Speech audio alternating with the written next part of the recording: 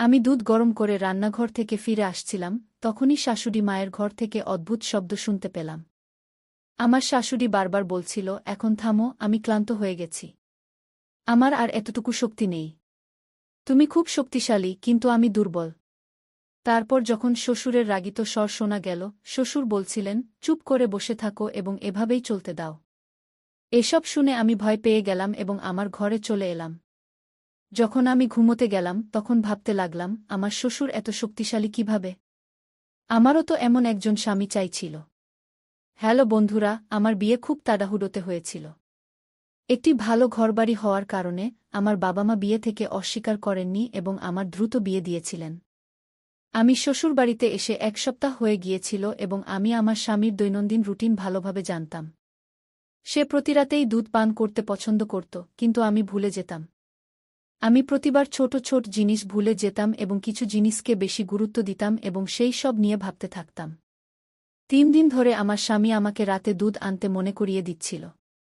আমার দুধ পান করার অভ্যাস আছে, কিন্তু আমি আবার ভুলে গেলাম। একদিন আমার স্বামী রাগ করে আমার কাছে এল এবং রাগ করে আমাকে বলল, আমাকে কি প্রতিরাতেই তোমাকে বারবার বলতে হবে? আমি দ্রুত উঠে রান্নাঘরে চলে গেলাম। আমার শাশুড়ি আমার ঘরে ছিল। যখন আমি দুধ গরম করে ফিরে আসছিলাম, তখন শাশুড়ি শ্বশুরের ঘর থেকে অদ্ভুত শব্দ আসছিল। শাশুড়ি বারবার বলছিলেন, এখন থামো, আমি ক্লান্ত হয়ে গেছি। আমার আর শক্তি নেই। তুমি খুব শক্তিশালী, কিন্তু আমি দুর্বল। তারপর শ্বশুরের রাগত স্বর শোনা গেল, তুমি কি একটু থামতে পারো না? এসব শুনে আমি হতভম্ব হয়ে গেলাম এবং আমার ঘরে চলে এলাম। যখন আমি ঘুমোতে গেলাম তখন ভাবতে লাগলাম, আমার শ্বশুর এত শক্তিশালী কিভাবে? আমারও তো এমন একজন স্বামী চাইছিল, কিন্তু আমার স্বামী খুব তাড়াতাড়ি ক্লান্ত হয়ে যেত। এই ভাবতে ভাবতে আমি ঘুমিয়ে পড়লাম। সকালে যখন আমি উঠলাম তখন আমার শাশুড়ি রোজের মতো ঘরের কাজ করছিলেন। তার আচরণ একদম স্বাভাবিক ছিল। এমন মনে হচ্ছিল না যে তিনি রাতে এই সব করছিলেন। আমার শ্বশুর একদিন তাড়াতাড়ি কাজ থেকে বাড়ি এলেন এবং সঙ্গে সঙ্গে শাশুড়িকে ঘরে ডেকে নিয়ে গেলেন। আমি খাবার বানালাম এবং আমার শাশুড়িকে ডাকতে তার ঘরের কাছে গেলাম। দরজায় পৌঁছে তাদের আওয়াজ শুনে আমি হতবাক হয়ে গেলাম। রাতের খেলা আবার শুরু হয়ে গিয়েছিল। শাশুড়ি বলছিলেন, থামো, আমি ক্লান্ত হয়ে গেছি। এসব শুনে আমি ভয় পেয়ে গেলাম এবং রান্নাঘরে ফিরে এলাম। যখন আমি রান্নাঘরে এলাম তখন ভাবছিলাম, আমার শ্বশুর কি খান যে এত শক্তিশালী হয়ে যান? আধ ঘন্টা পরে আমি আবার তাদের ঘরে গেলাম এবং আবার সেই একই আওয়াজ শুনতে পেলাম। এখন আমি ভাবছিলাম, শ্বশুর এত শক্তিশালী হওয়ার রহস্য কি? এখন আমি জানতে চাইছিলাম, আমার শাশুড়ি তাকে প্রতিদিন কেন মানা করেন? 15 মিনিট পরে শাশুড়ি ঘর থেকে বেরিয়ে এলেন। যখন তিনি বেরোলেন তখন তার মুখে কিছুই দেখা যাচ্ছিল না, কিন্তু দুটি হাত কোমরে ছিল এবং তিনি বলছিলেন, এই কোমরের ব্যথা কখন সেরে উঠবে? এ শুনে আমি আমার হাসি চেপে রাখতে পারলাম না। এখন আমি জানতে চাইছিলাম, শাশুড়ি তাকে কি দেন? আমার নজর আমার শাশুড়ির উপর ছিল। আমার স্বামী তাদের থেকে খুব আলাদা ছিলেন। তিনি তাড়াতাড়ি ঘুমিয়ে পড়তেন এবং আমি আমার স্বামীর ভালোবাসার আকাঙ্ক্ষা রাত জাগতাম। তখনই আমার নজর শাশুড়ির ঘরের উপর যেত। তাকে দেখে আমি অবাক হতাম যে তিনি এই বয়সেও কিভাবে মজা করতে পারেন। স্বামী তো ঘুমিয়েছিলেন, কিন্তু আমি ভাবছিলাম, আমার স্বামীও যদি আমার শ্বশুরের মতো হতেন। তাদের দরজার কাছে শাশুড়ির আওয়াজ শোনা যাচ্ছিল, এখন থামো, আমাকে ছেড়ে দাও। এ শুনে আমি খুব অস্বস্তি বোধ করলাম। তারপর আমি ভাবলাম, আমাকে তাদের ঘরে গিয়ে দেখতে হবে যে তারা আসলে কি করেন এবং শাশুড়ি শ্বশুরকে কি খাওয়ান। আমি এটি জানার চেষ্টা করলাম, কিন্তু কিছুই জানতে পারলাম না। তারপর আমি ভাবলাম, সেই জিনিসটি ঘরে লুকানো থাকবে। তাই আমি দেখতে চাইছিলাম তারা এখন কি করেন। তারপর আমি উঠে শাশুড়ি শ্বশুরের ঘরে চলে গেলাম। ঘরে আলো জ্বলছিল, এর মানে তারা ঘুমোচ্ছিলেন না। জানালা থেকে আওয়াজ আসছিল, শাশুড়ি বলছিলেন, তুমি আমাকে এই বয়সেও ছাড়ছ না? তুমি জানো এখন আমি ক্লান্ত হয়ে গেছি। শ্বশুর বলছিলেন, একটু সহ্য করো, তারপর তোমার ব্যথা থাকবে না। কিছুক্ষণের জন্য শাশুড়ি শান্ত হয়ে গেলেন। আমি জানালা দিয়ে দেখার চেষ্টা করলাম, কিন্তু পর্দা টানা ছিল। আওয়াজ শোনা যাচ্ছিল, কিন্তু কিছু দেখা যাচ্ছিল না। এটি দেখে আমি হতাশ হয়ে গেলাম এবং আমার ঘরে ফিরে এলাম। আমিও আমার বিছানায় এসে ঘুমিয়ে পড়লাম। তখনই আমার স্বামী রাগ করে বললেন, এই সময় কোথা থেকে আসছ? তার প্রশ্ন আমাকে হতবাক করে দিল। আমি তার দিকে ভালো করে তাকালাম, তখন স্বামী তার বিছানা থেকে উঠে দাঁড়ালেন এবং আমার দিকে অদ্ভুত দৃষ্টিতে তাকিয়ে বললেন, তুমি আমার সম্পর্কে কি ভাবছ? আমি ঘুমোচ্ছি, তাই তুমি কিছুই করবে এবং আমার কিছুই জানা থাকবে না। স্বামীর তারা আমাকে বিরক্ত করেছিল। তারা বলল, সত্যি বলো তুমি কোথায় গিয়েছিলে? আমি তৎক্ষণাৎ বললাম, আমার ভাল লাগছিল না, মাথা ব্যথা হচ্ছিল, তাই আমি বাইরে উঠানে চলে গিয়েছিলাম। এখন তুমিই বলো, এতে কি ভুল আছে? আমি একটু জোরে বললাম। সে এক মুহূর্তের জন্য চুপ থাকল এবং বলল, বাইরে উঠানে যাওয়ার কি দরকার ছিল? পরের বার যখন তোমার মাথা ব্যথা করবে আমাকে জাগিয়ে দিও। তোমার একা বাইরে যাওয়ার দরকার নেই। এটা বলেই তারা আবার ঘুমিয়ে পড়ল। জানি না আমার মনে কি চলছিল, আমি তাদের ভালোবাসার জন্য তৃষ্ণার্ত ছিলাম, কিন্তু নিজে থেকে তাদের কাছে যাওয়ার সাহস পাচ্ছিলাম না। সেই রাতে কখন ঘুম এসেছিল আমি নিজেই টের পাইনি। এখন আমি শাশুড়ির ঘর থেকে দিনরাত একই আওয়াজ শুনতে পাচ্ছিলাম এবং ভাবছিলাম এটা কি করছে। পরের দিন আমার স্বামী বলল, আমি 3 দিনের জন্য বাইরে যাচ্ছি। যখন সে আমাকে এটা জানাল, আমার মাথায় একটি চমৎকার ধারণা এল। আমি ভাবলাম, দেখি আজ তাদের ঘরে কি হচ্ছে। আমার শাশুড়ি সন্ধ্যায় খাবার খাওয়ার পর বাইরে হাঁটতে যাচ্ছিল এবং তারা দুজনেই পরস্পরের সাথে কথা বলছিল। আমি তাদের দেখে অবাক হয়ে যেতাম যে এই বয়সেও তারা একে অপরের সাথে সময় কাটায়। তাদের এবং আমার জীবন খুব আলাদা ছিল। তারা এই বয়সেও পূর্ণ জীবন যাপন করছিল আর আমরা আলাদা ছিলাম।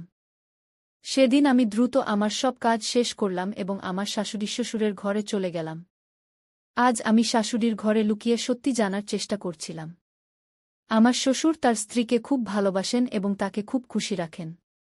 আমার স্বামী আমাকে ততটা খুশি রাখতে পারে না, তাই আমি জানতে চেয়েছিলাম আমার শ্বশুর এমন কি খান যা তাদের এত শক্তিশালী করে তোলে। আমি এটা আমার স্বামীকে দিতে চেয়েছিলাম। এটা দেখার জন্য আমি সেই রাতে তাদের ঘরে লুকিয়েছিলাম। সেই রাতে আমি যা দেখলাম তাতে আমি হতবাক হয়ে গেলাম। আমি তাদের কোনো শর্ত ছাড়াই দেখছিলাম। কিছুক্ষণ পর আমি উঠে দাঁড়ালাম এবং তাদের কাছে গেলাম। তারা আমাকে অবাক হয়ে দেখছিল, তাদের বিশ্বাসই হচ্ছিল না যে আমি তাদের ঘরে আছি। পরের দিন আমার স্বামীও বাড়িতে ছিল না এবং এখন আমি আবার সিদ্ধান্ত নিলাম যে আমি রাত কাটাবো আমার শ্বশুরের ঘরেই। সম্ভবত এটা আমার শাশুড়ির জানা ছিল, তাই সে রাগ করে আমাকে বলল, আজ রাতে তুমি যদি আমাদের ঘরে আসো, তাহলে আমার থেকে খারাপ কেউ হবে না।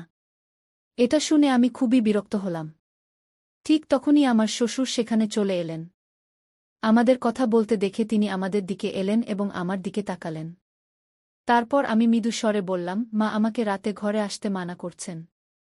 এটা শুনে আমার শ্বশুর খুব রেগে গেলেন এবং রাগত স্বরে তার দিকে তাকিয়ে বললেন, বুকে মানা করো না। তার উপর আমার ঠিক ততটাই অধিকার আছে যতটা তোমাদের উপর আছে। তারপর তুমি তাকে কেন মানা করছ? যা তুমি নিজে করতে পারো না তাকে করতে দাও। তার চলে যাওয়ার পর আমার শাশুড়ি বলল, যদি তুমি আজ আমাদের ঘরে আসো, তাহলে আমি তোমার স্বামীকে তোমার বিরুদ্ধে করে দেব। এটা শুনে আমি খুবই বিরক্ত হলাম। যদি সে আমার স্বামীকে আমার বিরুদ্ধে কিছু বলে, তাহলে সে আমার উপর রাগ করবে। আমার পক্ষে এসব সহ্য করা অসম্ভব ছিল। আমি জানতাম আমার স্বামী সন্দেহপ্রবণ মানুষ। যদি তার মনে কোনো কথা ঢুকে যায় তাহলে তা দূর করা সহজ নয়। আমার এখনও মনে আছে, যখন প্রথম দিকে একবার আমি ঘর থেকে বাইরে চলে গিয়েছিলাম, তখন সে আমাকে কত রাগ করে কথা বলেছিল। আমি তার চোখে সন্দেহ দেখে ভয় পেয়ে গিয়েছিলাম। যদি আমার শাশুড়ি এমন কিছু বলে তাহলে আমি কি করব? আর আমার স্বামী তার মায়ের কথা শুনবে এবং তার উপরই বিশ্বাস করবে। তারপর আমি সিদ্ধান্ত নিলাম যে আমি আমার শাশুড়ির কথা মানব, তার সাথে মিশে যাব এবং সে রাগ করবে না। সে আমার স্বামীকে আমার বিরুদ্ধে করার চেষ্টা করবে না। আমি রাতের খাবারের পরপরই আমার ঘরে চলে গেলাম এবং ঘুমিয়ে পড়লাম। আমি খুব খুশি ছিলাম যে গতকাল আমি আমার শ্বশুরের ঘরে গিয়েছিলাম এবং তাদের দেখে আমি আনন্দ পেয়েছিলাম। কিন্তু যখন আমার শাশুড়ির আচরণের কথা মনে পড়ল, আমি চুপ হয়ে গেলাম। ঠিক তখনই দরজায় কড়া নাড়ল। আমি দরজা খুললাম, সামনে আমার শ্বশুর দাঁড়িয়েছিলেন। তিনি আমাকে অবাক হয়ে দেখলেন এবং বললেন, আজ তোমাকে আমার ঘরে আসার কথা ছিল, এখনও কেন আসনি? তার কথায় আমি ভাবনায় পড়ে গেলাম এবং বললাম, আজ আমার শরীর ভালো নেই। আমার শ্বশুর কিছুক্ষণ আমাকে শান্তভাবে দেখলেন, তারপর বললেন, আমি জানি তুমি কেন মানা করছ। তুমি সম্ভবত তোমার শাশুড়ির ভয়ে এসব বলছ। চিন্তা করো না, আমি তাকে বুঝিয়ে দিয়েছি। এখন আমি তোমার জন্য অপেক্ষা করছি। যখন আমি তার ঘরে গেলাম, আমি খুব খুশি হলাম এবং তারা আবার সেই একই কাজ করছিল। আমার শাশুড়ি গতকালের আগেই ক্লান্ত হয়ে পড়েছিল। কিছুক্ষণ পর তার শ্বাস ছোট হয়ে এল এবং বলল, আজ আমার শরীর ভালো নেই, আমি আজ এসব করতে পারব না। ঠিক সেই মুহূর্তে শ্বশুর বললেন, তোমার কি সমস্যা হচ্ছে? দিনের পর দিন তুমি আমাকে খুব কম সময় দিচ্ছ এবং দ্রুত ক্লান্ত হয়ে পড়ছ। এখনই এখানে এসো। এখন যদি তুমি চুপ করে না বসো, তাহলে আমার চেয়ে খারাপ কেউ হবে না। তারপর আমার শাশুড়িও আমাদের সাথে চলে এল। আমরা বেশ কিছুক্ষণ ধরে এটাই করতে থাকলাম। কিছুক্ষণ পর আমার শাশুড়ি একপাশে সরে গেল এবং বলল, এখন আমার কাজ শেষ। আমার আর সাহস নেই। তারপর আমরা দুজনেই এটাই করতে থাকলাম এবং বেশ কিছুক্ষণ পর যখন আমি ক্লান্ত হয়ে পড়লাম, তখন আমার শ্বশুর নিজেই আমাকে বললেন, তুমি খুব ক্লান্ত হয়ে গেছ। এখন আমরা এই কাজ বন্ধ করি এবং কাল ছুটি নিই। এটা শুনে আমার খুব দুঃখ হল যে তারা কাল রাতে কাজ করতে পারবে না। এই ভাবছিলাম যে দরজায় কড়া নাড়ল।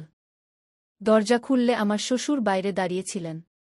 তিনি আমাকে অদ্ভুত দৃষ্টিতে দেখলেন এবং বললেন, আজ তুমি খুব সুন্দর দেখাচ্ছ। আমি তার প্রশংসায় লজ্জা পেলাম। তিনি বললেন, চলো আজও কাজ করি। ঘরে এসো, আমি তোমার জন্য অপেক্ষা করছি। আমি তার ঘরে চলে গেলাম এবং তারপর আমরা তিনজনই সেই কাজ করতে লাগলাম যা গত 2 দিন ধরে করছিলাম। এখন আমার মন বলছিল যে আমাকে এই কাজ প্রতিদিন করা উচিত। পরের দিন আমার স্বামীও বাড়ি ফিরে এলেন। স্বামী আসার পরই তিনি আমাকে তার অস্থিরতাপূর্ণ প্রেমের গল্প শোনাতে লাগলেন। আমার ছাড়া তিনি কতটা অস্বস্তিতে ছিলেন এবং আমি সেখানে কত কিছু মিস করছিলাম। আমিও তার কথায় খুব খুশি হলাম যে শেষ পর্যন্ত সে আমার অনুভূতি বুঝতে পেরেছে এবং আমার অভাব অনুভব করেছে। তারপর আমি আমার মাথা তার বাহুতে রাখলাম এবং আরামে ঘুমিয়ে পড়লাম। এখন আমি প্রতিদিন স্বামীর ঘুমানোর পর শ্বশুরের ঘরে যেতাম। তারপর আমরা মধ্যরাত পর্যন্ত এটাই করতাম। এক রাতে যখন আমি শাশুড়ি শ্বশুরের ঘর থেকে ফিরে আমার ঘরে এলাম, তখন আমার স্বামী খুব রেগেছিলেন। আমার স্বামী আমাকে বললেন, আমি তোমাকে বলেছিলাম যে রাতে ঘর থেকে বেরিজো না, কিন্তু তুমি আমার কথা মানোনি। এখন সত্যি সত্যি বলো তুমি কোথায় গিয়েছিলে? আমি তার পাশে বসলাম এবং বললাম, আমি তোমার মায়ের ঘরে গিয়েছিলাম। এটা শুনে তিনি আশ্চর্য হয়ে গেলেন। তুমি এতক্ষণ আমার মায়ের ঘরে কি করছিলে? তিনি আমাকে সন্দেহের দৃষ্টিতে দেখলেন। আমি বললাম, আমার তার সাথে কাজ ছিল, তাই গিয়েছিলাম। এরপর তিনি চুপ রইলেন এবং কিছু বললেন না। এখন দ্বিতীয় বা তৃতীয় দিন যখন আমি আমার শাশুড়ির ঘরে সুখ নিতে যাচ্ছিলাম, এবারও তারা ঘুমাননি, তখন আমার স্বামী আমাকে জিজ্ঞাসা করতে লাগলেন যে তুমি মায়ের কাছে কি কাজ করতে যাও? আমি কিছু না বলেই যেতে লাগলাম, কিন্তু আমার স্বামী আমাকে টেনে বিছানায় ঠেলে দিলেন এবং রেগে বলতে লাগলেন। আমি তাকে এত রেগে দেখে ভয় পেলাম এবং তাকে বলতে যাচ্ছিলাম যে দরজায় কড়া নাড়ল। আমার স্বামী গিয়ে দরজা খুললেন। সামনে আমার শ্বশুর ছিলেন। তার আমার স্বামীর সাথে কিছু কাজ ছিল, তাই তিনি তার ছেলের সাথে চলে গেলেন। আমি একটা গভীর শ্বাস নিলাম এবং শান্ত হলাম। তারপর কিছুদিন পর এক রাতে যখন আমি শাশুড়ি শ্বশুরের ঘরে গেলাম, তখন সম্ভবত আমার স্বামী ঘুমাননি এবং তিনি আমাকে খুঁজতে খুঁজতে সেই ঘরে চলে এলেন। সামনে আমাদের এমন করতে দেখে তিনি হতবাক হয়ে গেলেন। যখন তিনি আমাদের এক পায়ে দাঁড়িয়ে পূজা করতে দেখলেন, তখন তার মুখ থেকে তীব্র আওয়াজ বের হল, কি হচ্ছে? তখন আমার শাশুড়ি তার অন্য পা মাটিতে রাখল এবং সোফায় বসে বলল, তোমার বাবা কতদিন ধরে এই পূজা করছেন? তার কথা হল যে এক পায়ে দাঁড়িয়ে এইভাবে পূজা করলে ঈশ্বর প্রসন্ন হন এবং মানুষ যা চায় তা সব পায়। আমি দ্রুতই ক্লান্ত হয়ে পড়ি, কিন্তু তোমার স্ত্রী এবং বাবা দীর্ঘসময় ধরে এই কাজ করেন। জানি না কেন এই দুজন ক্লান্ত হন না। এটা শুনে আমার স্বামী আমার দিকে হেসে তাকালেন এবং বললেন, আমার স্ত্রী খুব ভালো এবং কখনো ক্লান্ত হয় না। তিনি খুশি হয়ে এমন বললেন। এটা শুনে আমি লজ্জা পেলাম, কিন্তু তারপর আমার স্বামী সবাইকে বোঝালেন যে এই ধরনের অন্ধবিশ্বাস রাখা ঠিক নয়। যদি সত্যি মন থেকে ঈশ্বরের পূজা করা হয় তাহলে সব ঠিক হয়ে যাবে। বেশ বুঝানোর পর আমার শ্বশুর মানলেন এবং তারপর একজন সাধারণ মানুষের মতো আচরণ করতে লাগলেন। এখন তিনি সকালে স্নান করে ঈশ্বরের ধ্যান করতে লাগলেন এবং আমরাও নিজেদের সংশোধন করলাম এবং ভালোভাবে থাকতে লাগলাম। তাই বন্ধুরা, আজকের গল্প এটাই ছিল। গল্পটি কেমন লাগলো কমেন্ট করে জানাও এবং চ্যানেল সাবস্ক্রাইব করতে ভুলো না।